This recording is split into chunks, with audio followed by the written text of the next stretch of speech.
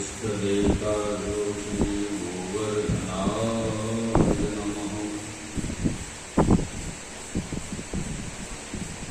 श्री गोवर्धननाथ पादयुगलं वीणप्रियं नित्यं श्रीमधुराधिकं सुखकरं श्रीविठ्ठलेशं श्रीमद्वारवती सद्गुरुकुलपतिः श्रीगोविन्दं विभुं श्रीमन्मन्मथमोहनं नटवरं श्रीबालकृष्णं भजे। प्रभोनन्दकुमारो मे मामनीन्द्रशुभानुजा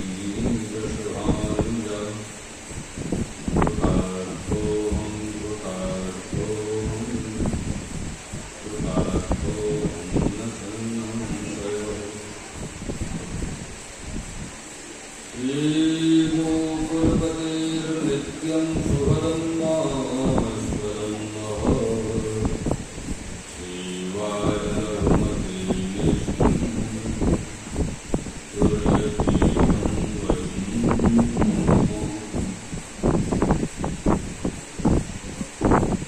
राधे मेरी स्वामिनी और मैं राधे की दास, जन्म जन्म मूर्ति जियो श्री गोवर्धन गोवास। श्याम स्वामिनी राधिके करो प्रतापो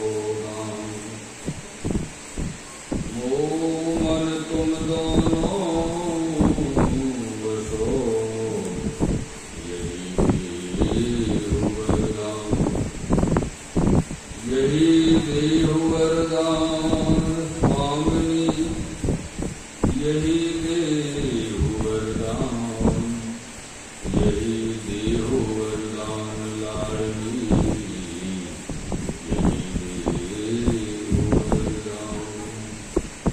वल्लभाधीश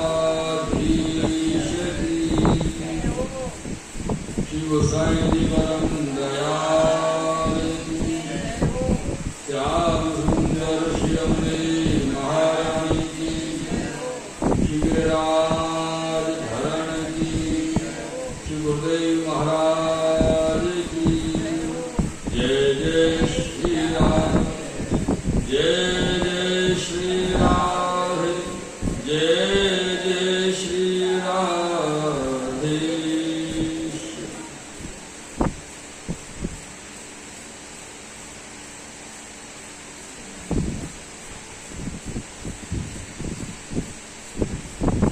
सर्वप्रथम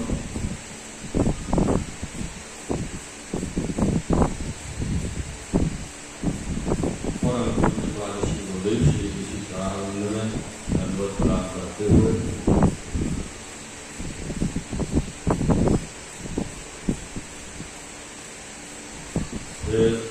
आप समस्त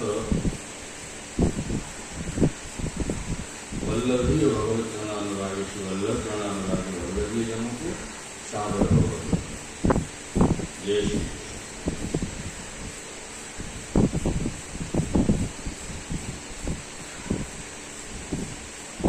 प्रिय जन।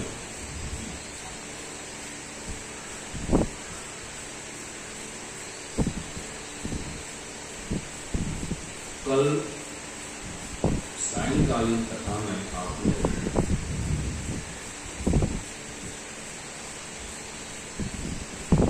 श्री कृष्णदास जी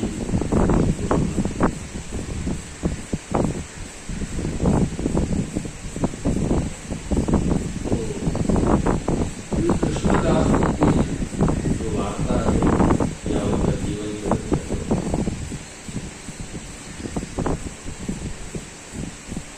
पिछले 4 दिन से हम इन अष्ट शाखाओं में से जिन कथाओं की अर्थात सहदेव महापुरुषों की वार्ता सुन रहे हैं, उनके जीवन में एक वस्तु मूल है और वो है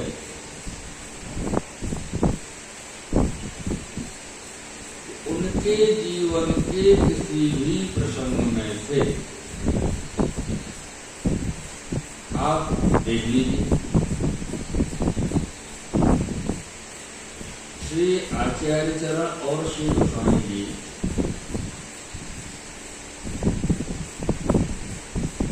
ऐसा कोई प्रसंग नहीं है जिसमें ये दो स्वरूप नहीं जाते।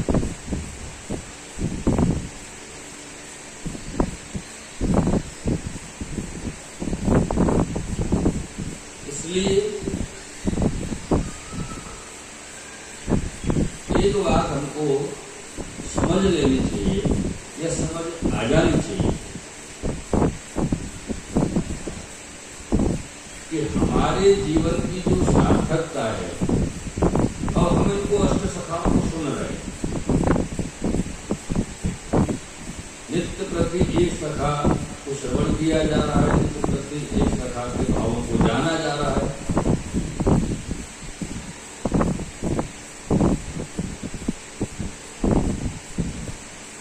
कि इनके आचरण में जो आनंद रहा,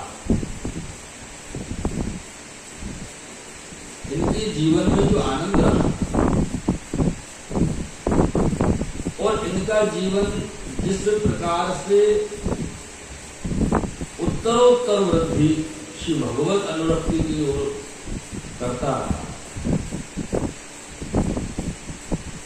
वो वस्तु, वो चीज, वो प्रकार हमारे अपने जीवन में क्यों नहीं? एक प्रश्न अपने, ऐसा नहीं है कि हम आपसे कर रहे हैं, प्रश्न ये कि ये प्रश्न हमको सभी को स्वयं से करना चाहिए, खुद से करना चाहिए कि ये वस्तु, ये आनंद हमारे जीवन में क्यों नहीं?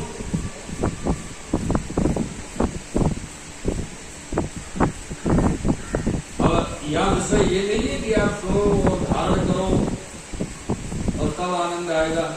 यह विषय ये है कि अभी तक लगभग हमने कभी भी अपने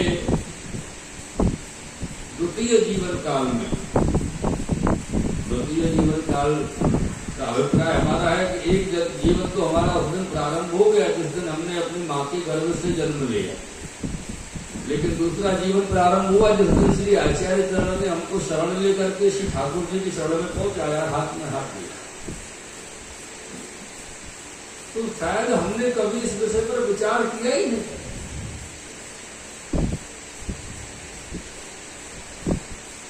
विचार करने का अभिप्राय कभी खुद से प्रश्न ही नहीं किया। तो मेरा एक अनुरोध इतना ही है कि कभी आप अकेले में विराजे हों, शांत चित्त हों, ज्यादा इधर उधर का मस्तिष्क में दौड़ भाग नहीं चल रही हो।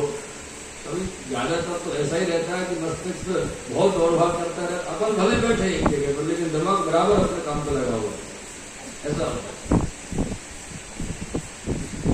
कोशिश करिए कि एक दिन दिमाग भी शांत हो और शरीर भी एकदम एक जगह स्थिर हो, तब विचार करिए, खुद से प्रश्न कीजिएगा कि हमारे जीवन में इस प्रकार की उत्तरोत्तर श्री वल्लभानंद, श्री ठाकुर जी के आनंद, श्री विठलानंद की अनुभूति क्यों नहीं हो रही?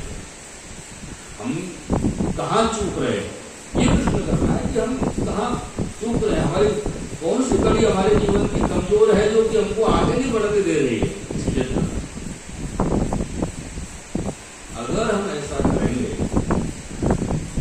तो पूरी करो, इसका लाभ पर्सनली तौर पर मुझे तो मिलेगा नहीं, ये तो आप यकीन मानिए। अगर आप ऐसा करेंगे तो उसका लाभ मुझे मिलने वाला ही तो है, या आपके बराबर में बैठे किसी दूसरे वैष्णव को मिलेगा, ऐसा भी नहीं। इसका लाभ पर्सनली तौर पर आपको ही मिलेगा, क्योंकि आप सोचेंगे, आप विचार करेंगे, आप ही उसका उत्तर ढूंढेंगे, और जब उत्तर मिल जाएगा तो आपको ही उस पर चलना है।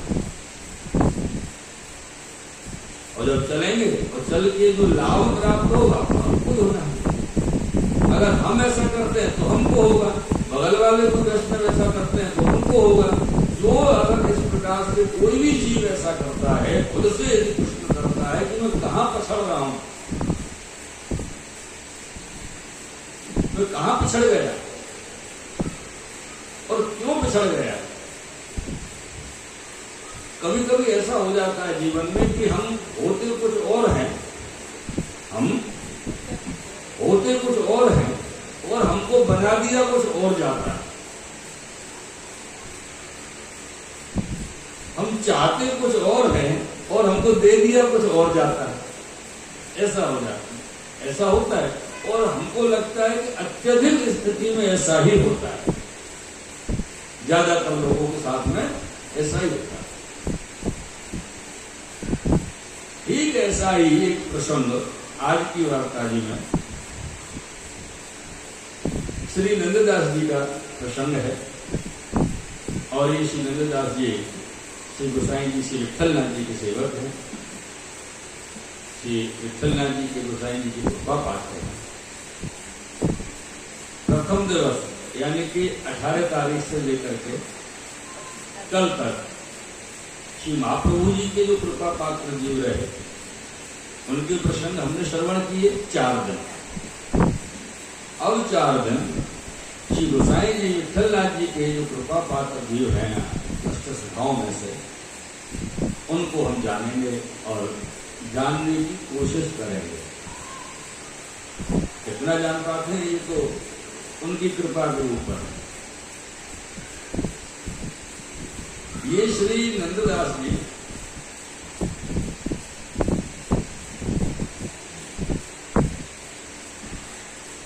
देह से सनाग्य ब्राह्मण, अपने ब्रज की देसी भाषा में कह रहे कि सनौड़िया ब्राह्मण। नारदा जी ने कई जगह सनौड़िया लिखे हो, सनाग्य ब्राह्मण।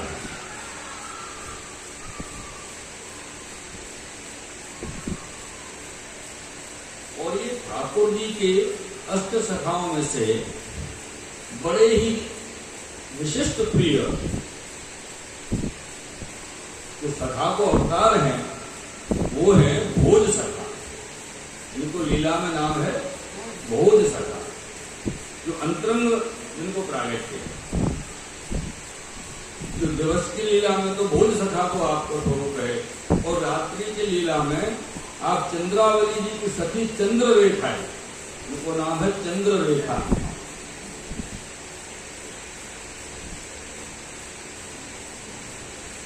एक बात आपने अनेक बार सुनी होगी बड़े मुख से कि यथा नाम तथा गुणम।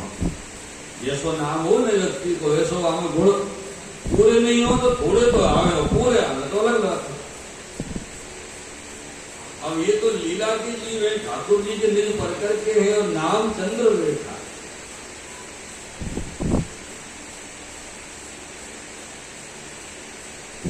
और समझो कि जिनको नाम ऐसा है तो उनके गुण अगर ऐसे न हो, जिनके गुणगान हम कर रहे हैं, आप कर रहे हैं, हम और आप श्रवण कर रहे हैं, तो कौन के होंगे सर? उनके गुण तो ऐसे होने ही हैं क्योंकि श्री ठाकुर जी के निज परिकर के हैं, निज सखा। और ये चंद्र रेखा चंपक लता से प्रकट हुई है। सात्विक भाव के हैं, सात्विक भाव के रूप है। इनको जो प्रागट्य है वो पूरब में रामपुर गांव में आपको श्री नंददास जी को प्रागट्य है। श्री वल्लभाधीश, अरे बाप,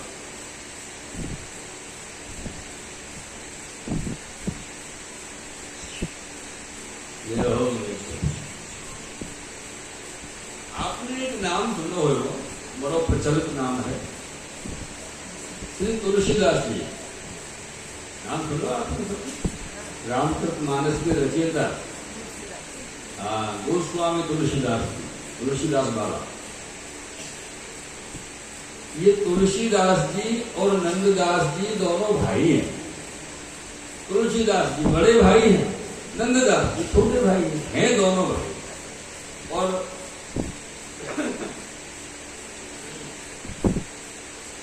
तुलसीदास जी रामानंदी है राम जी के भक्त हैं, परम भक्त हैं। तुलसीदास जी कोई परिचय के मोहताज नहीं है कि उनको परिचय देना पड़े, और उनको परिचय तो सब जाने।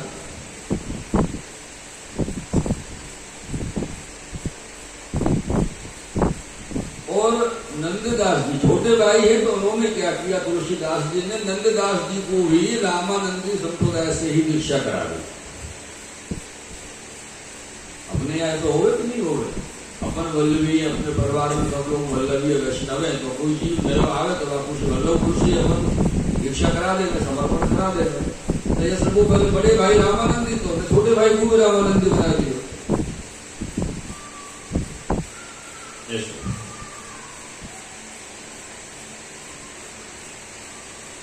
अब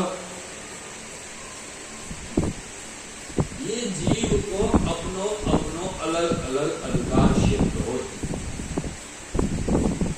कौन जीव कैसो है। इनको रामानंदी की दीक्षा तो भई, पर इनकी अनुरक्ति भगवत स्वरूप में नहीं रहती। ये तो लौकिक विषय में बहुत आसक्त थे, लौकिक में बहुत आनंद रहता कि रात्रि जागरण जैसे भवैया गा रहे हैं, गीत गा रहे हैं, गाए जा रहे हैं, कोई नृत्य चल रहे हो, वहां रात्रि को जाके आनंद लेते, देखते सुनते आनंद लेते। भैया अपने घर पर भजन कर रहे हैं, वहां से कोई लेना देना नहीं, वो राम जी की जाने, हम तो अपने आनंद में मगन है। कहा सब गान चल रहे हो, कोई नृत्य चल रहे हो, ऐसे में बड़े आनंद, क्योंकि लौकिक आसक्ति, विषयाशक्ति बहुत इनके अंदर है।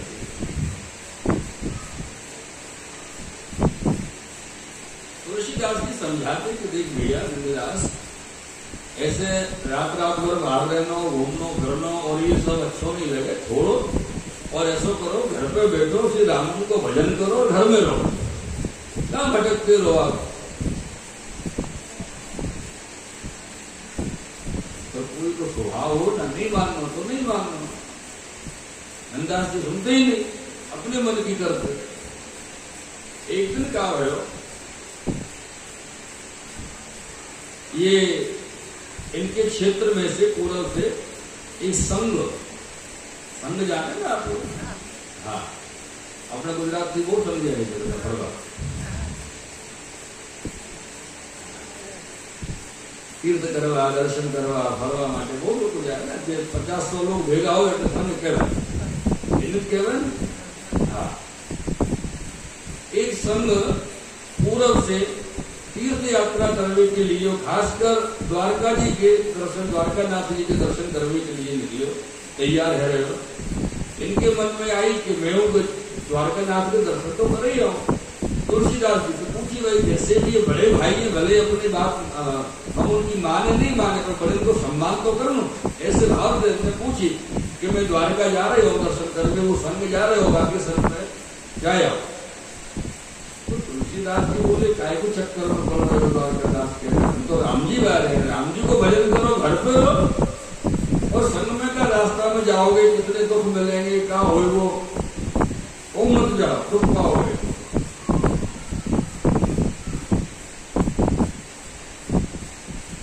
ऐसे तुलसीदास जी ने इनको समझाया, तो इनने कि सुनो भैया, मैं तो जा रहा हूं, वो आपको बताने रहते कि मैं जा रहा हूं। अब बड़े भाई है तुलसीदास, तो छोटे की चिंता रहे। तो ये नंददास जी पढ़े बहुत होते, पढ़े लिखे ऐसे नहीं। अब तुलसीदास जी समझ गए कि नंददास रुपये वालों नहीं है, तो अपन को जो संघ जाए, तो संघ को जो अध्यक्ष हो ना व्यक्ति, वहां के पास नंददास जी को तुलसीदास जी लेके गए, और वहां से कही, भैया देखो ये मेरा छोटा भाई है, और यहाँ को आप ध्यान रखियो, ये आपके संग जाना चाह रहे हो दर्शन के लिए, छोटलाल जी के लिए, और ध्यान रखियो कोई रास्ता में रह ना जाए, संभाल के नहीं हो जाता। वो कोई भी बड़े ऐसा ही कहे, कोई अपने बालक के छोटो संभाल के ले जाइए, संभाल के नहीं हो। तो अध्यक्ष ने कही, कोई बात नहीं, चिंता नहीं करो, वो हम तो देख लेंगे, चले। यात्रा प्रारंभ हुई। बोलो कृष्ण कन्हैया लाल की। प्रारंभ भई और वो जो संघ हतो वो सब सबसे पहली उनकी यात्रा का जो मुकाम हतो वो हतो मथुरा जी। हमने सोचो पहले मथुरा जी है चले मथुरा जी में दर्शन करें और यमुना जी दर्शन करें तब अपने आगे बढ़े। यूं मथुरा जी आज संघ में आए। अब सब लोग आए, अपने रुके, सब अपने दर्शन में और व्यवस्था में लगे। इनको मन भयो कि थोड़ा देख लो इधर उधर, और ये मथुरा जी में घूमते घूमते विश्राम घाट पर पहुंचे। कारण क्या है भैया जी कि जो जीव जहां को है ना वो प्राट कर वहीं पहुंच जाए। मेरे बापू चाहे कोई कितनों रोके, पर अभी इनको संग नहीं है। लौकिका शक्ति बहुत है, विषय शक्ति बहुत है। अब विश्राम घाट पे गए तो यमुना जी के दर्शन भये, बड़े सुंदर दर्शन श्री यमुना जी के भये। और श्री यमुना जी के दर्शन जब भये तो वहां इन्होंने बड़े स्त्री पुरुषों को जो है स्नान करते देखे यमुना जी में। बड़े बड़े सुंदर सुंदर स्त्री स्नान कर रही है। अब इनके मन में आयो कि यहाँ तो बहुत अच्छी बात है, यहाँ तो स्त्री को स्नान करते सुंदर सुंदर सबको देख सके, ये देना चाहिए। बड़े सुंदर पुरुष है मथुरा के, बड़े सुंदर स्त्री है। मन में विचार किया कि ऐसा करूं, पहले द्वारकाधीश दर्शन कर आऊं, फिर आराम से आके विश्राम घाट पे रहूंगा और यही दर्शन करता रहूंगा, यही देखता रहूंगा सब कुछ। लौट के अपने डेरान पे आए। जो संघ के सब लोग होते वहां आए के पता चली कि संघ वाले तो अभी 10 दिन और मथुरा जी रुकेंगे। 10 दिन तक कैसे संतोष हो। रात्रि को तो बेचारे सबके संग में सोए बैठे, भोजन प्रसादी करी और सोए सोए सब लोग जगे। वहां से पहले जग के चुपचाप निकल गए और द्वारका को रास्ता भी पता नहीं, खबर नहीं कि जाना किधर साइड में, निकल गए चलते। और ऐसे भयो कि रास्ता चलते चलते रास्ता भूल गए, भटक गए। जो सीधा द्वारका जी को रास्ता है वहां नहीं गए, दूसरे रास्ता निकले और चलते चलते सिंहनंद गांव पहुंचे।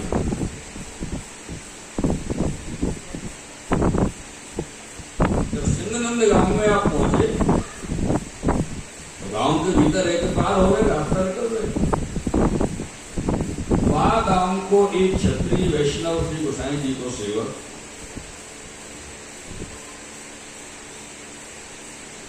वहां के घर के सामने हो गए, निकल गए। अब इनको तो खबर नहीं है कि कौन वैष्णव है क्या। ये तो रामानंदी है तो वो राम जी के विषय की बात जानते थोड़ी बहुत। संयोग से वह क्षत्रिय के बेटा की बहू स्नान करके और छत पर खड़े है कि अपने केशर को सुखा रही, बालन को सुखा रही, और इनकी दृष्टि वह बहू में पड़ी। नंददास जी शिवल्लभाधीश की, यमुने महारानी की।